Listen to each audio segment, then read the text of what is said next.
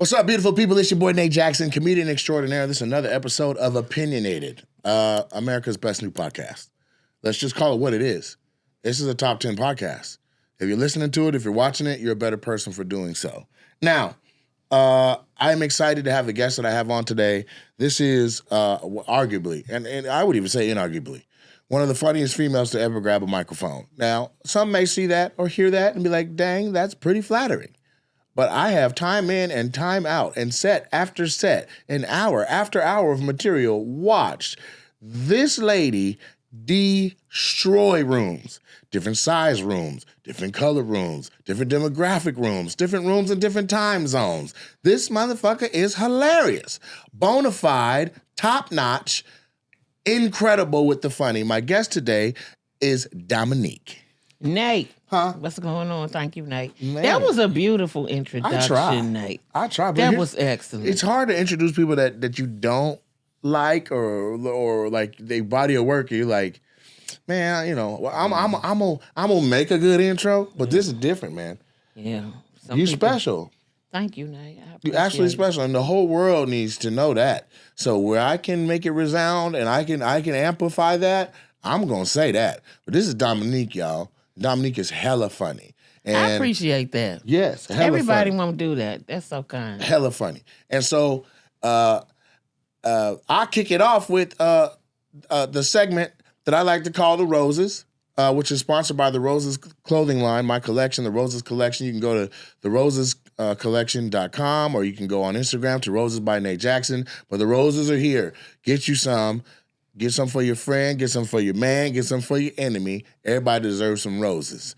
And the roses I'm going to give are to Dominique. Dominique, these roses are for you for being a rock.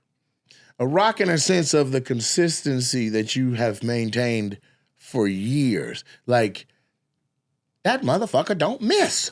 That's she's the meme Thank you, of Nate. not missing. I'm You talking about about to this. make me cry in a minute. That's all I'm Well, saying. shit, I'm already wet. So whatever you got to do. All right, then. I'm saying it. No, but for real, like there's scenarios in which comics can have difficult sets, right? It could be rowdy. It could be small. It could be medium. It could be a different demo than you used to. But I've watched you go in and time out, and it don't matter. You coming out with a W, big W. Making big fans. Like you listen, and here's another thing I want to give you some roses for. I had a point in the original club's lifetime where I was trying to make sure that we were able to stay open, everything was working. And one of my investors watched your special that came out with their mother.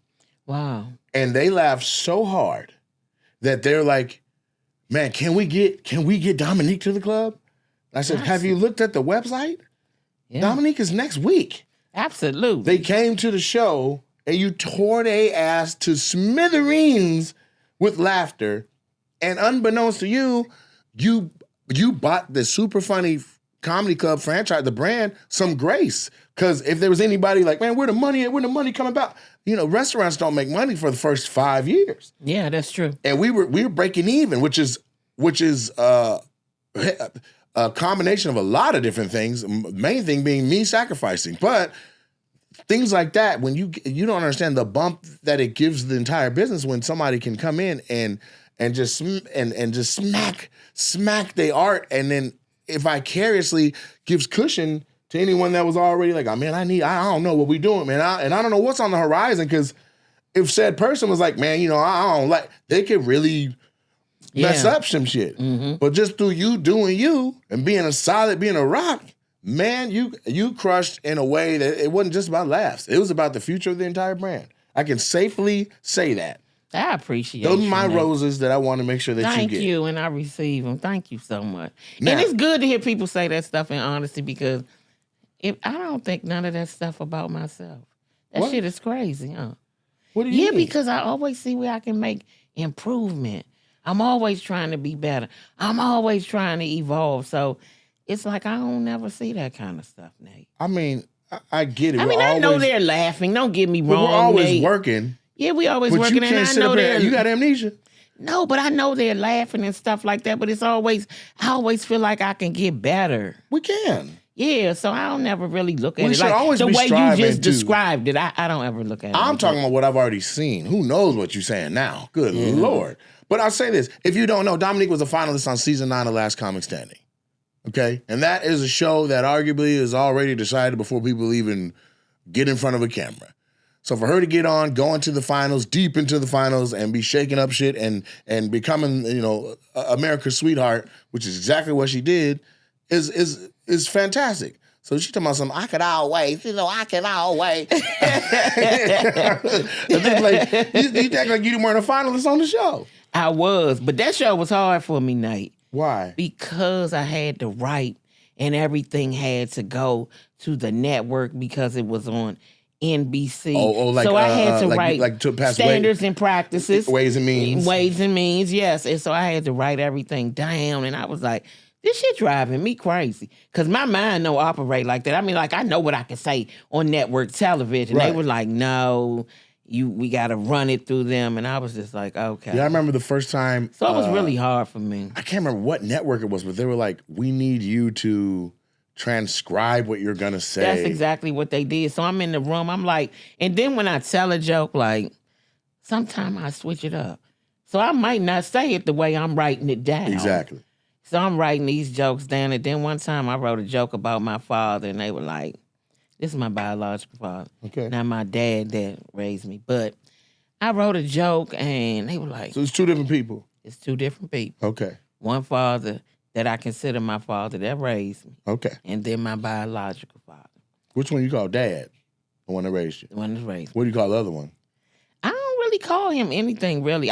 He has other kids, so I talk to my brothers and sisters because we're close. Right. You know what I'm saying? But I don't really call him nothing like that. Okay. I don't talk about him a lot. Okay. Now, when they see this, they not going to believe I feel this way, but it's different with different kids, Okay. I was earlier, they at the end of the order, so, but he, I wrote a joke about him, and NBC was like, is he going to say something? Is he going to sue? Right. Is he going to do this? I was like, he dead. They was like, oh, okay.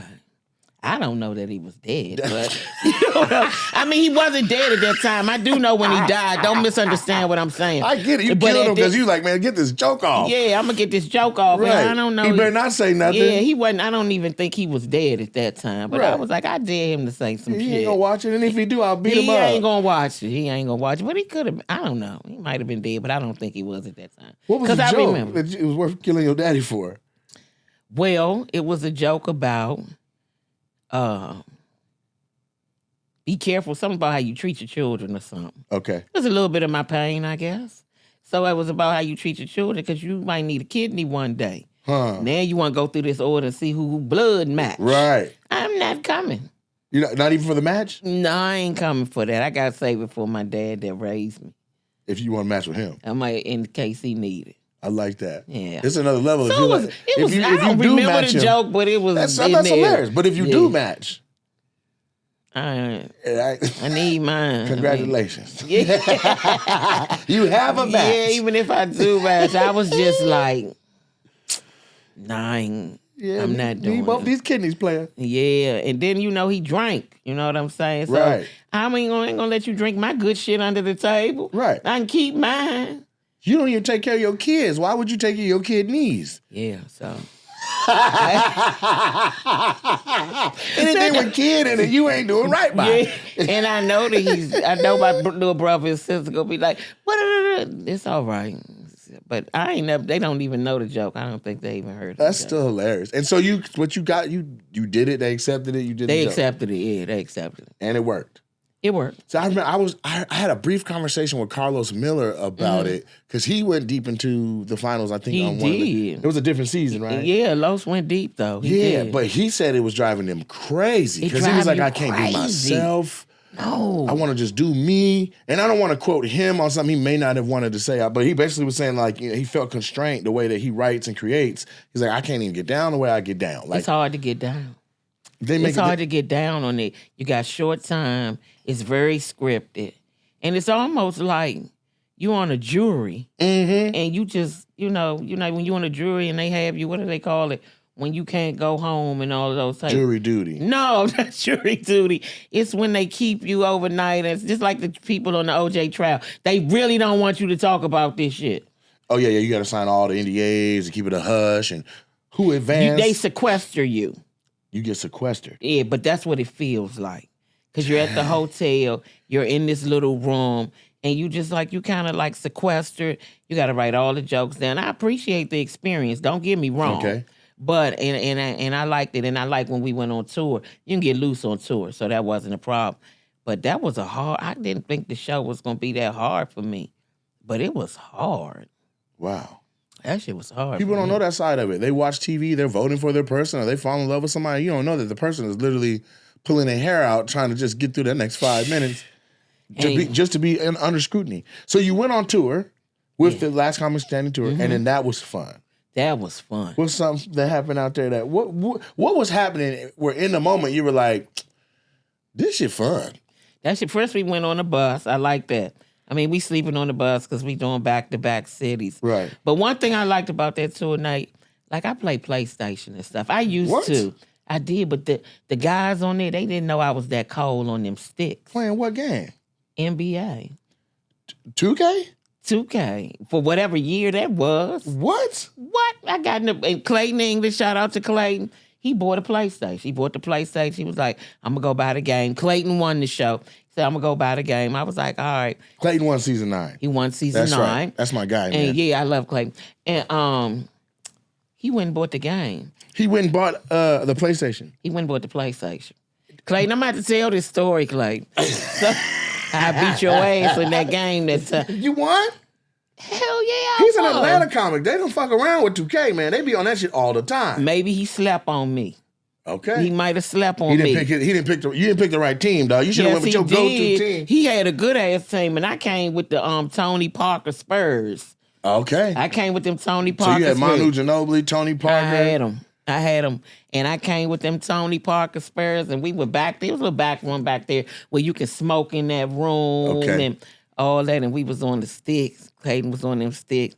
I was like, I ain't played in a long time, but he didn't think I was going to do nothing on the sticks. He thought he was going to dust you off. What? I beat his ass with them Spurs. And the Tony, we was coming back. Right. And I never forget this point. I had Tony Parker. I guess he hit about a 10-footer. On the game, that said, whoop. I said, here we go. You know when they say that? Whoop. Yeah, he heating up. They heating up now. And Clayton, I know he was like, hey, what the hell? Yeah, he came back, though. I ain't win all of them now. Okay. No, he came back. He adjusted his game. Oh, okay. Because he came back. But we battled back and forth. And there was another guy on there, guy named Michael Palisak. Okay. Yeah, he was really good, too. He beat me, but he ain't beat me but by 2. I'm a big basketball fan. I did not know that. Yes, and a huge... So who's your favorite 3 players of all time?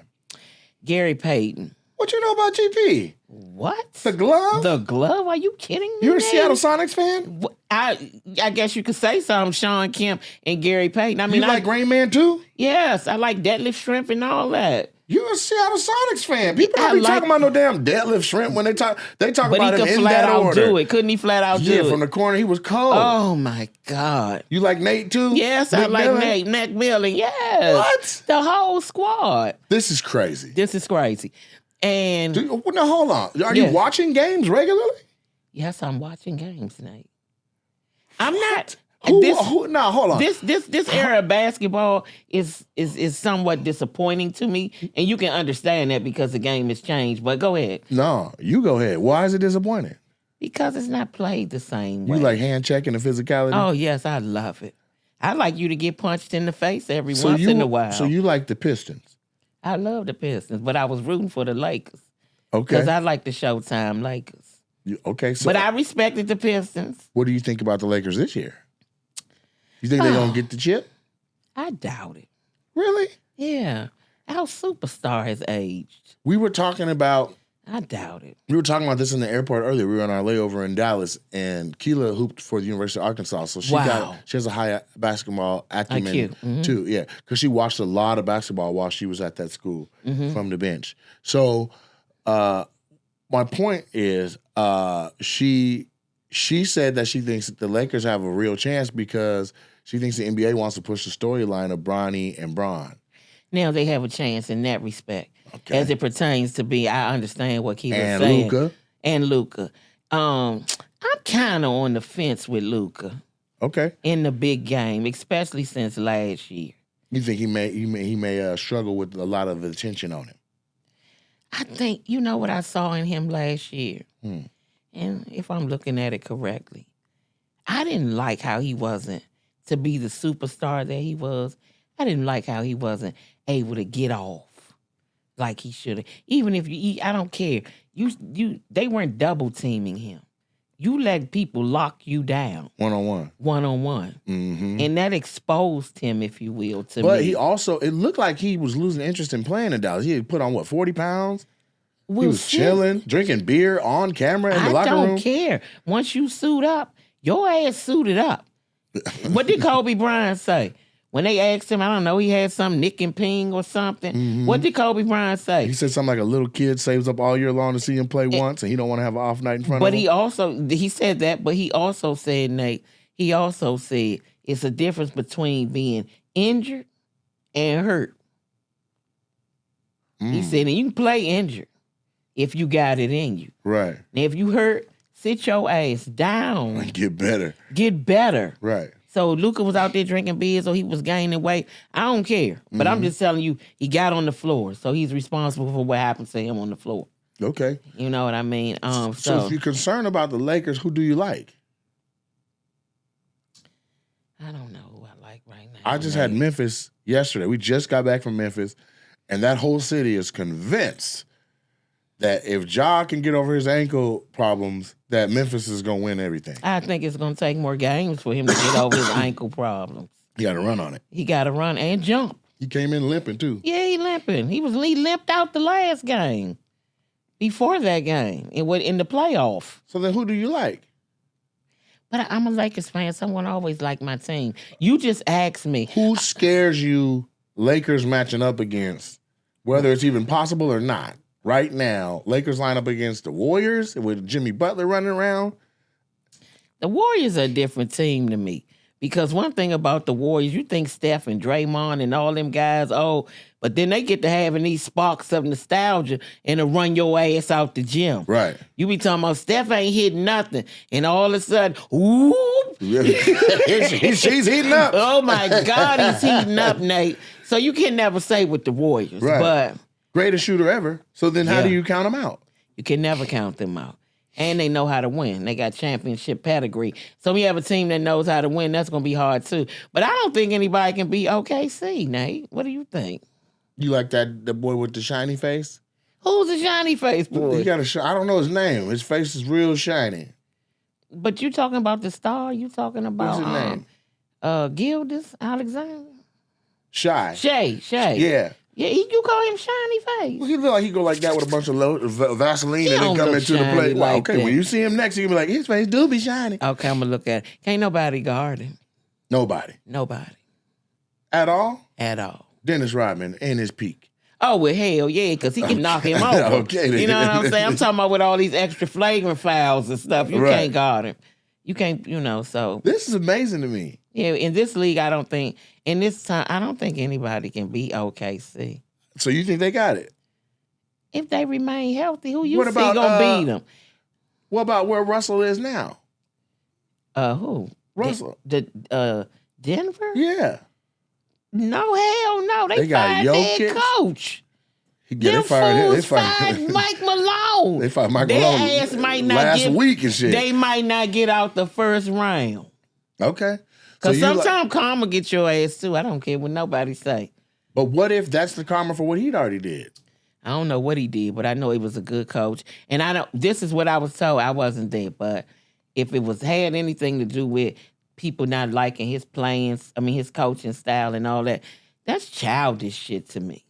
Y'all grown men. Like it's like the players going against the coach? Yeah, they didn't really care for him and the way he coached or whatever. So there's a coup? They got him up out of there? I think it was a coup. I don't know. I wasn't in. I always say this. I wasn't in the locker room. Right. I'm not on the inside, but from what someone explained to me, I don't know if they told. I feel like all we got to do is be patient because all these hoopers got podcasts now. and there's gonna be a tell-all episode where somebody say what it was. Tell it. Yeah. Yeah, and then you gonna know what it is. Because right now you taking up for Mike Malone. Right now I am, but that's only because of what I heard. If he come out and they say Mike Malone called somebody a monkey. Then shit, that's not real. Well, Paul, I'm just saying. When did he say it? He ain't just say it. If he just walked in the, no, he ain't just say. He walked in the locker room. He was like, "All you ass monkeys need to get up." Yeah. Well, then they should have whooped his ass. I'm just saying, if they should have told the front office we beating his ass. Yeah.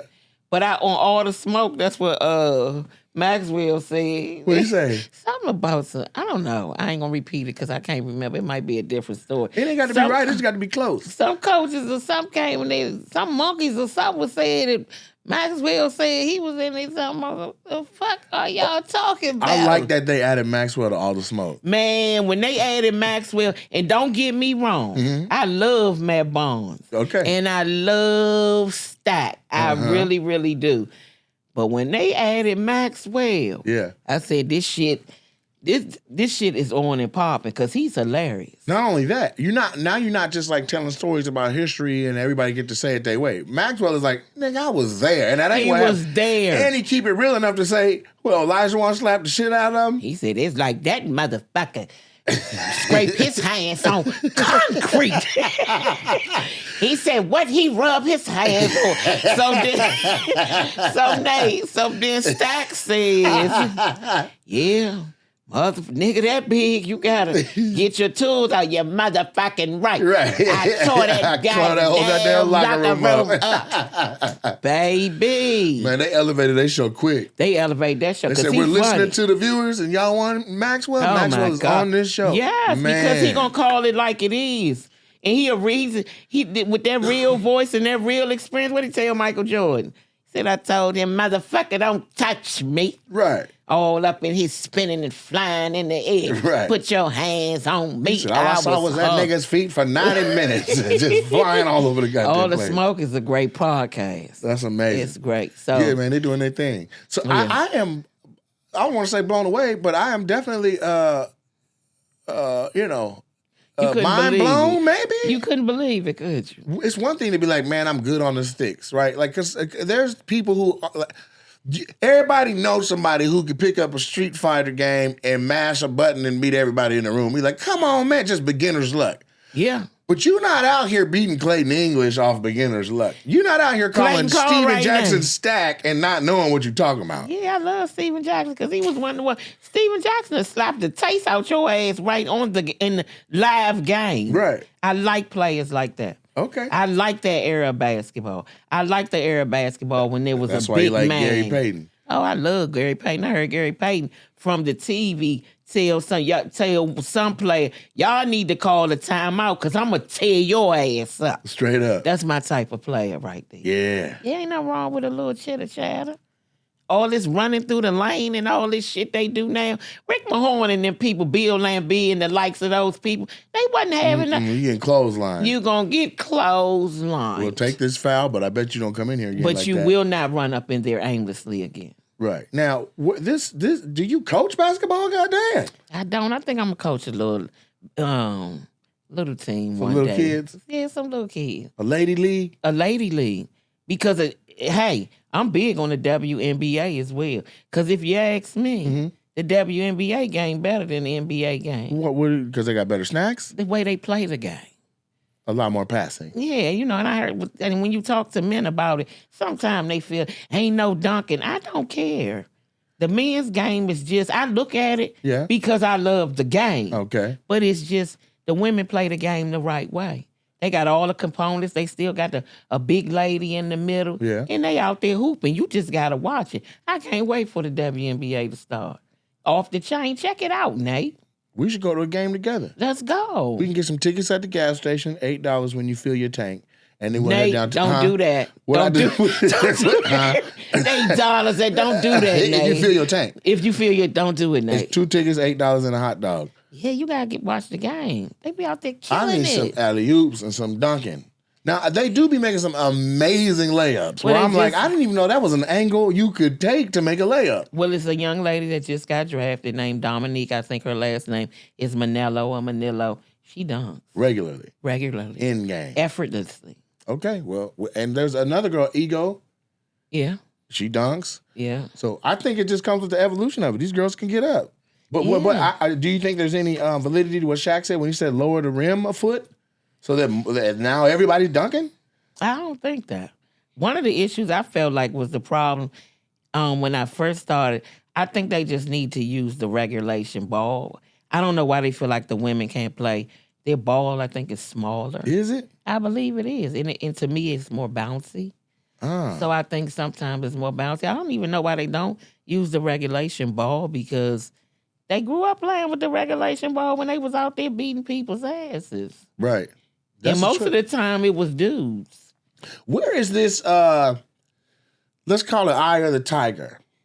You got the eye of the tiger for basketball, but in stand-up, while hilarious, you not like overly aggressive to be like, nigga, give me the motherfucking mic. Nigga, I'm going to the whole Moses Malone style. Right, but that's just in sports. That's a whole nother ego. That's my alter ego over there in the sports game. But I wanna see that ego do a set. I don't know how, Nate, because when I'm on stage, I'm just being me. You still you. You're not somebody else. But I mean, when I talk about sports, I got a little more of this. That's what I want to see. And then I'm a real shit talker when I'm looking at sports. Are you? Oh, I be talking big shit, texting and everything. What? And don't let your team lose. I'm going to light your ass. You calling people? I'm texting. They won't even answer the phone. They will tell me right now, I can't call, they won't. Don't let your team lose because the whole time they getting their ass whooped. Text message I'm going to be texting, laughing emojis, and I'm going to be saying, this shit look like it's over. Damn. Did y'all even look at any film? I mean, like, what really? Y'all didn't look at the team He's play. open again. Oh, my God. Who are you tormenting the most with this? My family members. Oh, my God. My brothers. Okay, well, let me ask some stuff. Let me. I'm gonna grab a random card out of here. If I could tell jokes like that, they'd be like, "That's she doing too much." You know, they be too critical on women. They always give us the blues about everything. Okay, this one I grabbed. It's a shift, but here you go. All right, let me see. What's the worst job you ever had? That's the one. Okay, so yeah. You worked at a post office? I did. And you worked at the OBGYN. Mm-hmm. And that is what I was able to find via just a little bit of light research. But I know that ain't all the jobs you had. I worked at the movie theater. In the box office. Really? Yeah. So was that your favorite job or you just one of them? It wasn't my favorite job. What's the worst job you ever had? Nate, I never stayed at jobs that long. What you mean? Like even at the movie theater, I didn't have a ride to work. I quit. I called them people and told them I ain't no way to get there. And when I quit, my mother lost her mind because she was like, why didn't you catch the bus? Well, shit, y'all been driving me to work. I don't have a ride. My mind didn't say get on the bus. It just was You quit from home? I called and said, I cannot make it today. I don't have a ride. And they said, okay, we'll see you tomorrow. And I was like, so I'm just not I'm not coming back. I'll never have a ride. Yeah, I'm not going to have no ride because I'm not about to catch the bus. I ain't feel like that shit. Did you ever go back and watch a movie there? Hi, y'all. Oh, no. I didn't watch movies there anyway. It was new, though. It was new when I worked there, so I just quit. I was just like, I don't have no ride. My mother's like, you're going to have to figure out how you going to get to work. Okay, I don't have no car. I was never thinking about the bus. It was never entering my mind. That I'm getting on city transportation. Not for that job. I take city transportation.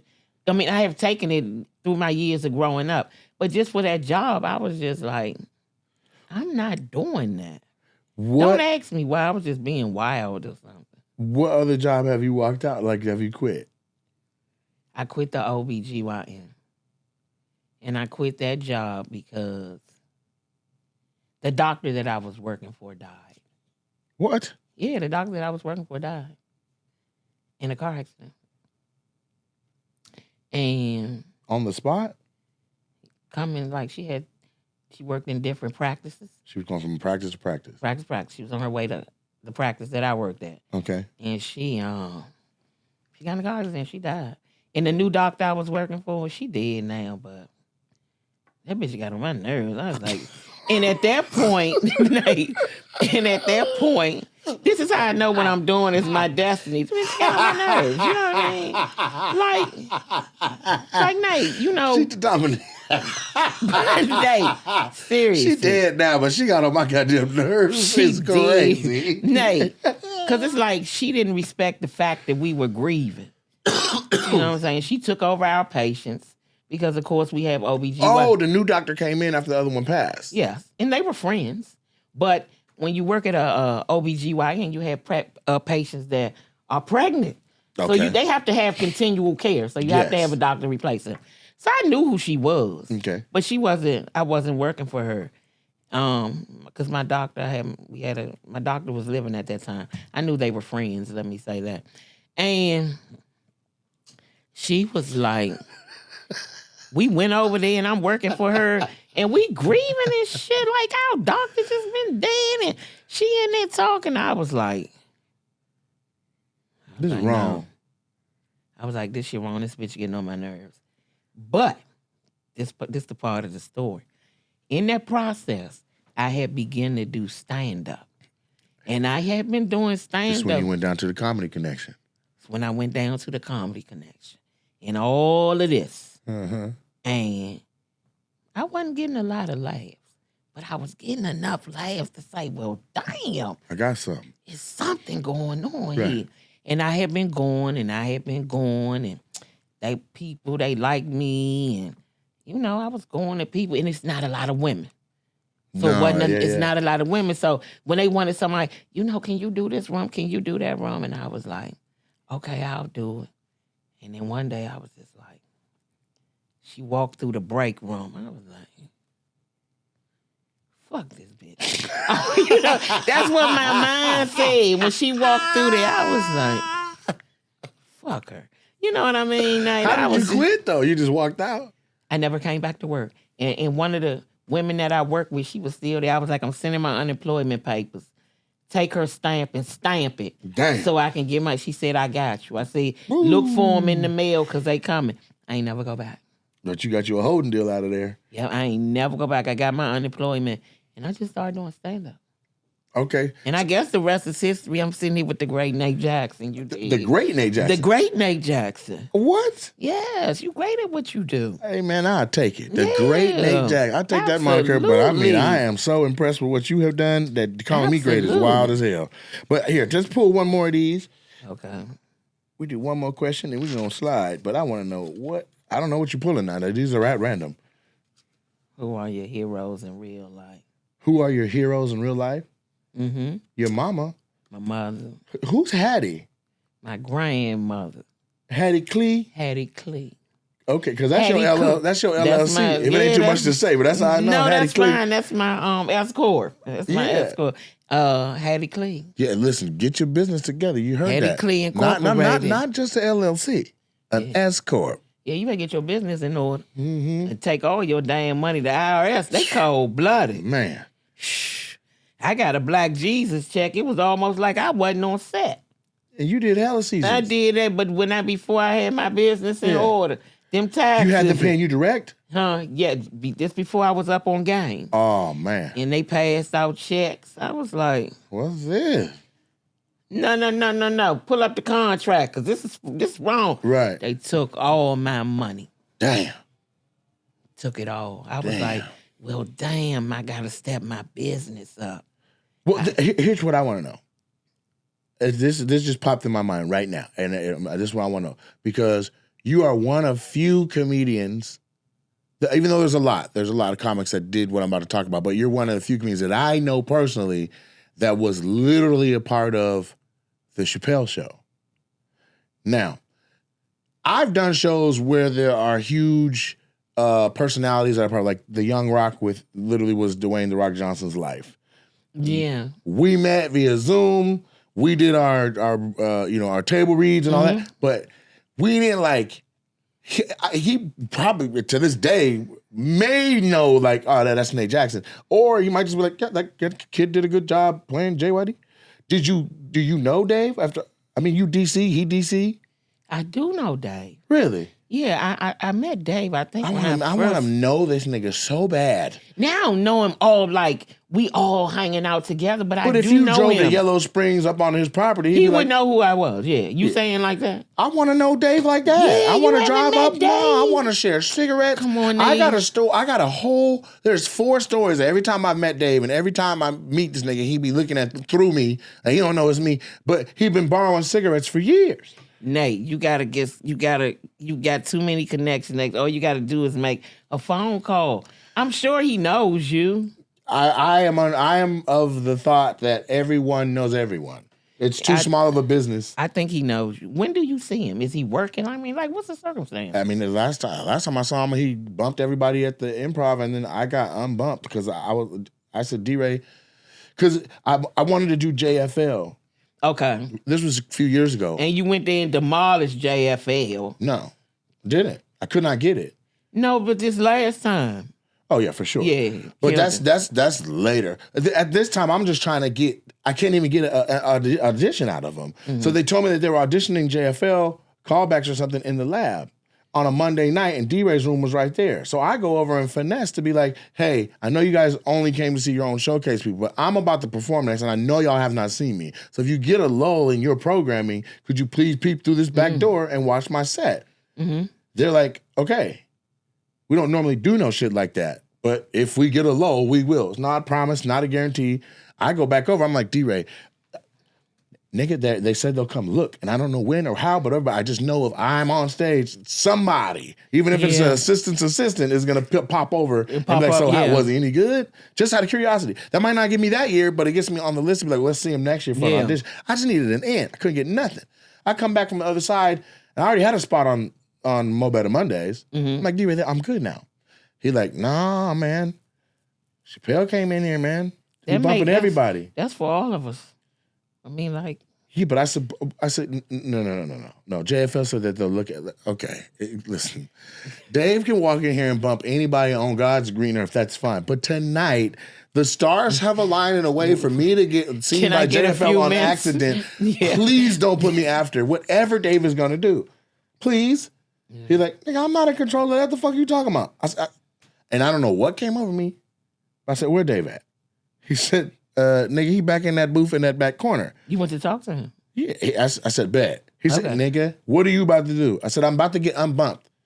He said, you went to the right person, though. He said, and D-Ray said, when you finish talking to him, you tell me exactly what the fuck he said. Don't come back on no bullshit. Because I guess maybe D-Ray knows somebody done went over and said, hey, man, blah, blah, blah. And somebody said, fuck you. And then they came back and said, yeah, he said it was cool. So then you trust them, put them up, and the person's like, man, what the fuck? I just said no. Right.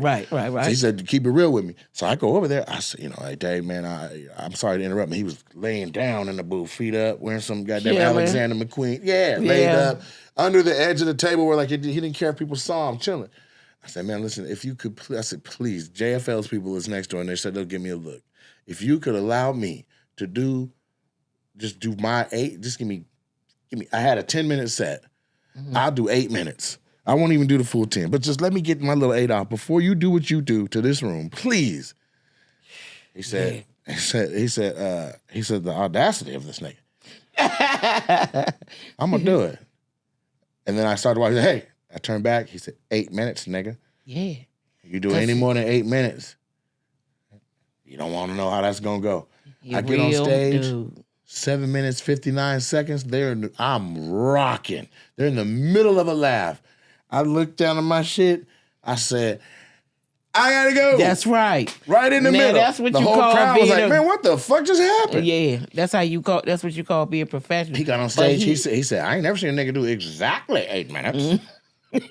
But that's and then everybody was on him in the lobby, and Melanie Camacho was there. She was like, David, and it was literally like all these people walking in between and trying to get his attention, or whatever. And she's like, David, and he looked, and like a few people's shoulders are just enough to part through a few people, and he was like, nigga, you funny.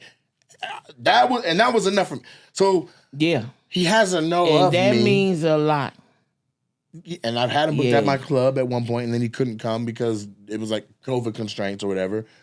But I want to be. That's where I wanted to be. I was talking to Ralph Barbosa, and he had a moment with him where they were smoking a cigarette together in the lab at the Improv, where Dave literally, he hands him a cigarette, but he passes him a torch. Yeah. I'm like, It's a Newport short or but whatever the cigarette was. Get it though, Nate. It's gonna happen. That's gonna happen. If I get it, I get it. If I don't, I don't. Though. But God damn it, I want to be like, hey, Dave, man, come on out. Man, come fuck with your boy. Or he got a comedy club in Yellow Springs. I got mine here. Like, the comedy world is too small to not be like, man, if you don't see me coming up as a force that's worth being like, at least. I don't even think it has anything to do with that. Not as a threat, but just as like, this is somebody worth knowing. You know what I'm saying? But I don't think he does. I don't think he feels that way. It just hasn't aligned yet, but it will. He said do the 8 minutes. He real cool, though. True. He really and is. I feel like he a laid back, cool guy like that, for real. Even when we did the Chappelle Show, I'm standing outside. Yeah. He comes outside to smoke a cigarette. Before that, I was doing a movie with Tracy Morgan. I don't know why I can't even remember the name of the movie right now. It was back in the day. It's a Tracy Morgan movie? Tracy Morgan, produced by a producer named Vanessa Middleton. Was it a movie show? A movie or a TV show? Sorry. 30 Years to Life. That's the name of it. Okay. Dave, so we're shooting like in New York, down by the Boston Comedy Club. Okay. Lower Manhattan. I'm on set. Dave just walks up the street, chilling. He just walked like we in the set. He just walking like, I ain't not even Dave. What? Yes, hell yeah. He walking right up the street, and he saw me, and we talked for a few minutes. He said, this feels good, doesn't it? I said, it does. He said, just remember one thing. Humility is free.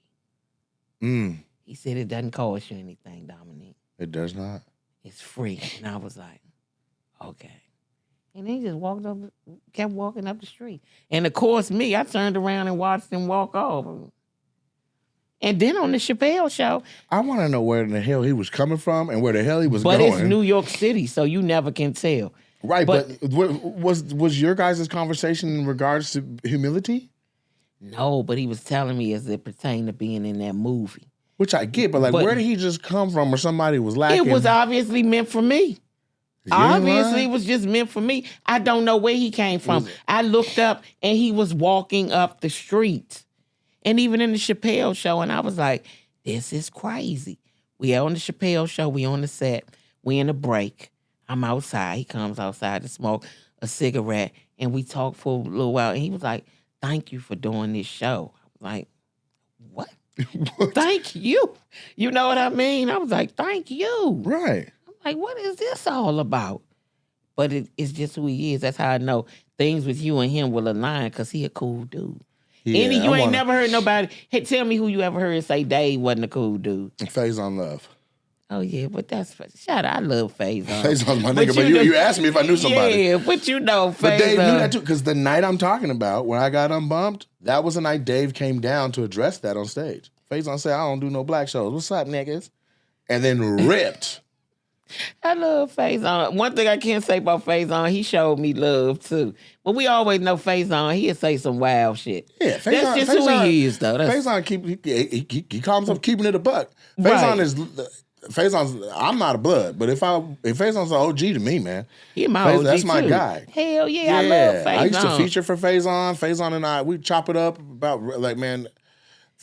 If it's on his heart and his mind, he gonna say the shit. Right. Now, he might go into some crazy shit too.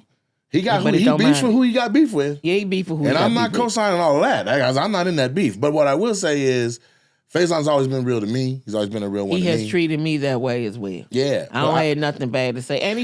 And when they was giving out Netflix specials, he said, where the funny women at? And he put me in the list. He was like, where Dominique's special? I was like, oh, shout out to Faison. Thank you, Faison. But you haven't gotten one. Not yet. Are you going to do home team? Is he going to do one? I don't know. Okay. Is it the kind of thing where you can't say nothing or you just don't know? Because I feel like I'm from the school of thought of what we waiting on, and my means have changed, and I would like to Quite. They have changed. They have changed. No. But I'm saying we got the capability to shoot. I mean, even this right now, we're shooting this podcast on Sony FX30s. Yes, we are. This was a dream for me at one point to have one of these. There's 3. One is being repaired, and we're about to not use these to shoot the pod no more. We're about to shoot the pod on, see these gray ones over here, these PTZ cameras? That's a camera. Absolutely. It's a camera that you can, without anybody even in the room, it can point and zoom in on you and give us different shots. So, yeah. And those are 4K. So if this is on now my backup, there is parts of my Netflix special this camera it captures. Oh. You know what I'm saying? Like if you understand lenses and glass, and if you rig this camera up right, these 2 cameras right here, you can shoot a feature film on. And I'm not bullshitting. There's feature films shot on these. So what is we doing? Now you need a theater, you need an audience, you need cameras, and what, we need material? No, we don't need no material. We don't need material. We don't need no outfits either. God damn, Dominique, you out here. We might need some outfits. Wearing peep toes. Peep toes. That shit is fun. They was like peep toes. Not the peep toes. Not the peep toes. Little fashionista. You gotta kind of look decent, especially in these video times. They'll tear your ass up. Yeah, they will film you. You and can put look you nice online. and they'll still fuck you up. Yeah. You be like, that whole outfit, that look nice. They be like, not that goddamn socks though. Right. You be like, come on. There's now. somebody in a comment I just addressed. They're like, damn, he loved that little shiny hoodie. But before I can even get to it, somebody was like, nigga, that's his brand. And I was like, yeah, I got a couple hundred of these, player. These are on sale. Oh, they gonna tear you up. I'm gonna wear my own shit now. Yeah, you supposed to. Why wouldn't you? Who doesn't do that? Yeah, they gonna tear you up. I wonder, does Dave know he's moving like a mystical wizard and shit? Like, does he know that his behavior is creating legendary stories? I don't know if he knows. I feel like do legends really, really recognize and know that they're legends? I don't think he knows. I just think he's being himself. He has to know. You think he knows? Hell yeah! Because what would you do if you knew you affected people in that way? Wouldn't you manufacture it maybe a little bit? You walk up to a family of people like, you guys know which way gate D17 is? But I'm saying I don't think. What's that fucking Dave Chappelle? I'm not a person, Nate, that thinks I don't know, because I know how I view myself. So I think people view themselves differently from others. I get it, but look how he does spots.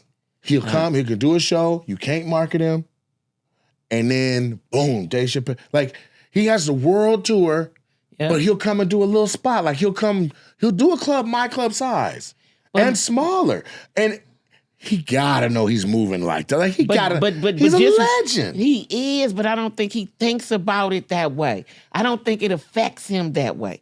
It affects us that way. Because if it affected him that way and he felt like, yeah, I'm this legend, woo, woo, woo, he probably wouldn't be popping in these spots.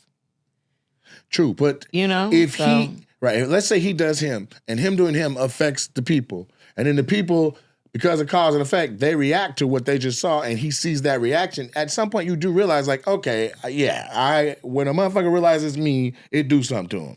Okay, but let's say this. Maybe he does recognize it, but it's not anything that he holds on to. It's not a part of who he is.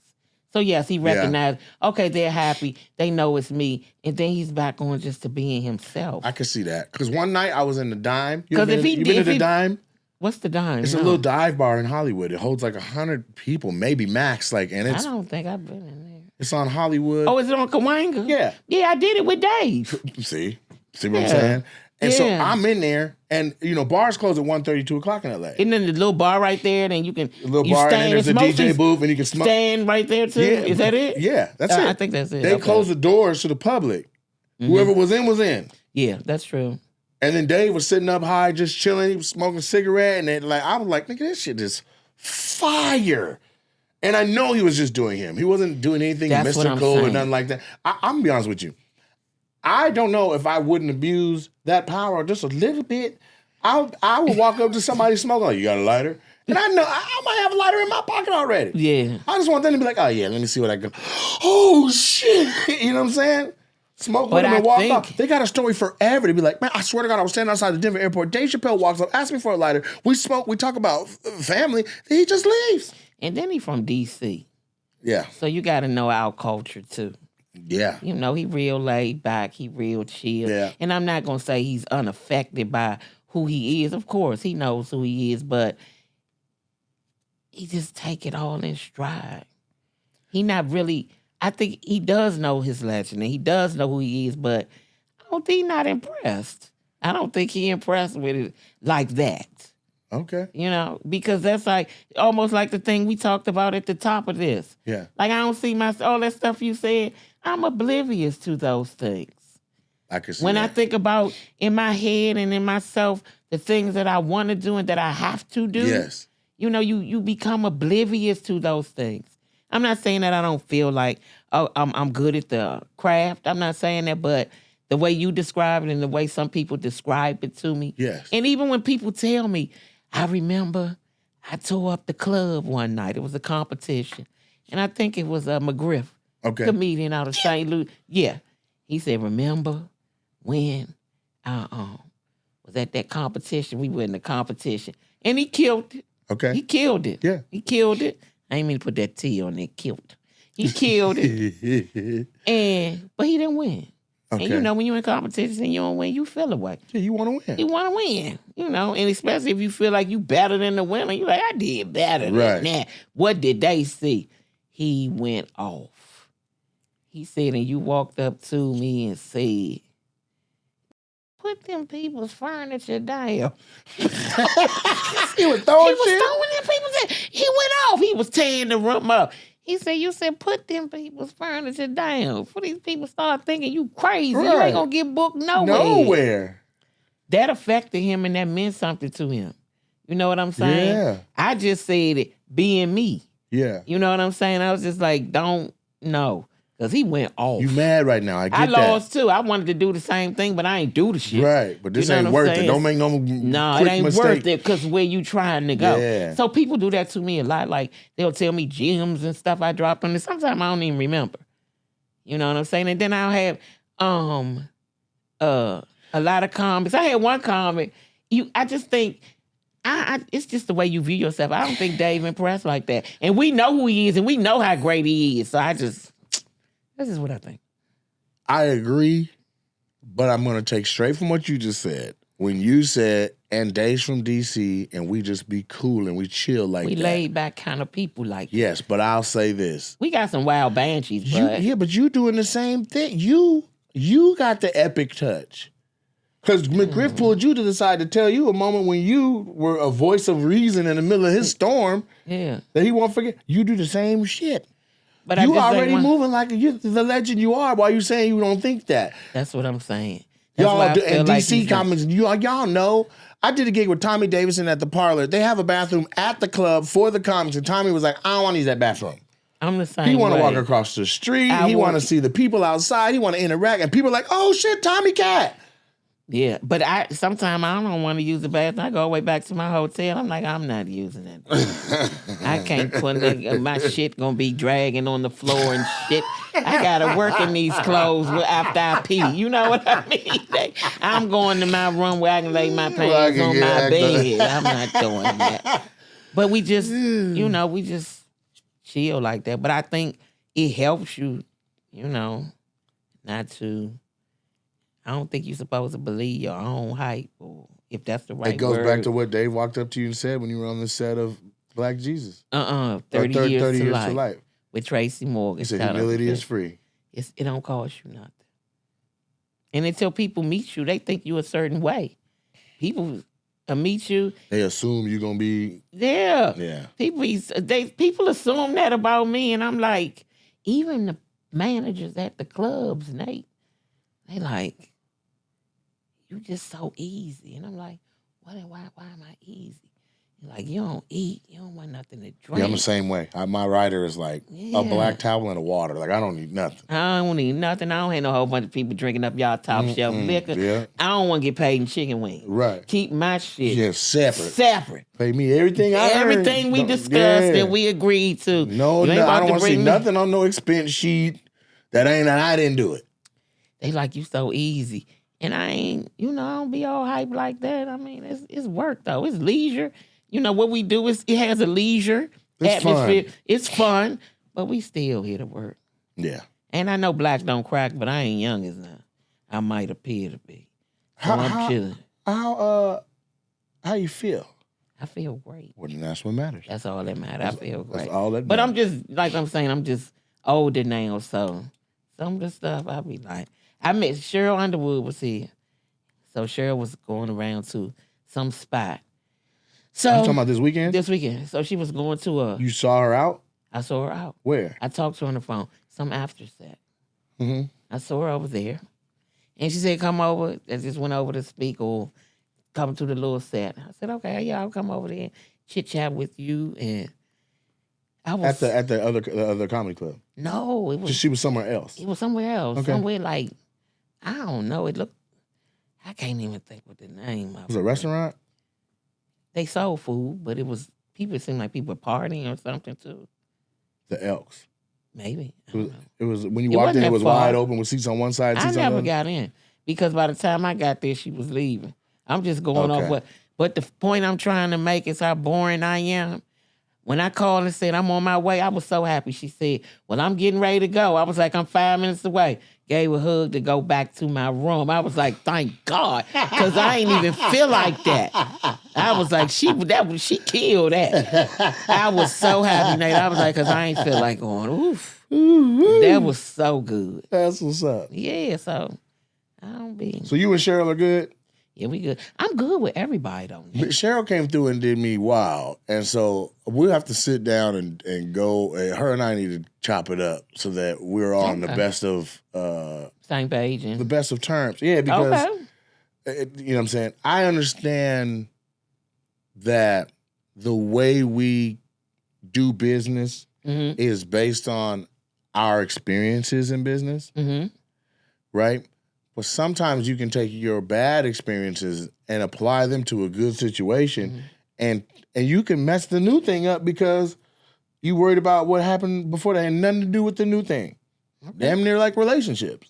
Okay. So I want to sit and chop it up at some point, or I don't, but it needs to happen. Yeah, it's good. Ain't nothing wrong with healthy conversation. Yeah, you got to have a healthy conversation. Yeah, but it got to be the conversation where I want to listen to her in full. That's and good. Then be heard. That's how conversations work well that way. Yes. So many people can't have conversations. I'm going to tell you the worst conversations to me when people can't let you make your point. Like, soon as you start talking, they start talking. I'm like, I listened to everything you had to say. And then before I could finish 2 words, now your ass is talking. We're not effectively communicating. And we big-ass grown people, and we not effectively communicating. So I think healthy conversation is good. Yeah, one of my pet peeves is when the rhythm of the conversation gets to where as soon as I open my mouth, you open yours. That's basically, I guess, what I'm saying. It is. But I was watching a TED Talk about... because I'm a communications major, but I was watching a TED Talk where the guy was talking about like true quality listening. He said like 99% of people in a conversation will listen to the other person's first 10% to 25% of what they're saying. Either they do know where the person is saying, or they do know the direction they're going, or they assume that they do. Then they start building what they're going to say next. And while that person is talking, all they're doing in their head is thinking of that thought that they're trying to say. Right. Did you see me earlier pivot? I was gonna say something. You're like, no, but you go ahead. And I was like, nope. What I was gonna say out the window. I want to know more about what you just said. Yeah, but people they and so you're not communicating effectively because you already got your answer ready. Right. Let me finish what the hell I'm saying, and then you don't know what I'm about to say. You thinking you know what I'm about to say. Because that's how controlling your ass is. Let me finish what I'm saying. and then say whatever you have to say. Because I don't have an answer for you in my head about anything until you finish what you're going to say. I don't know what direction you going in. Even if I think something, you might turn and say something totally off the wall. So I think good conversations on. You're a good listener. Yeah, I listen. And I pride myself on that same thing. But here's the thing. I'll say this. One of the things I've been able to do a long time, even as a little kid, was I'm intelligent. And in a conversation, I can effectively know which way somebody's going or what they're going to say. A lot of times before we even talk, I have gone through every logical strain and I've overthought it. See, I don't be doing none of that. No, I do that. And so, but this is the thing. So what he was saying in the TED Talk that really stuck out to me was like, even if you do that, true listening is having enough respect for who you're talking to patiently sit, even though you have the point, even though you have the checkmate in your hand. The next thing is patiently sit and let them get that thing out. Let them get it out. Yeah. Let them get it out. Yeah, and I didn't always be like that, especially if there was emotion behind it. Right.